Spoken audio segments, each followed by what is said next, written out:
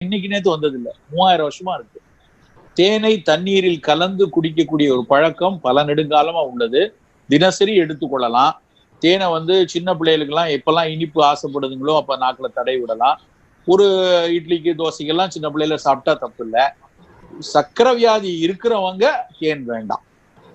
சர்க்கரை வியாதி நல்ல கட்டுப்பாடு வந்ததுக்கு அப்புறம் எப்போது குறைவாக எடுத்துக்கிட்டா பெருசா தீங்கு வராது.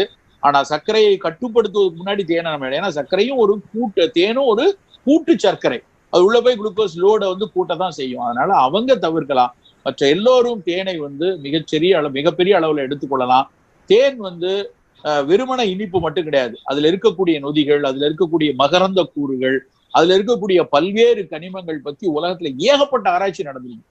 ஒரு சாதாரண ரெஸ்பிரேட்டரி இம்யூனிட்டில இருந்து ஆரம்பிச்சு கேன்சருக்கான இம்யூனிட்டி வரைக்கும் தேன்ல பயன் தரக்கூடிய விஷயங்கள் இருக்கு. அதுக்காக ஒரு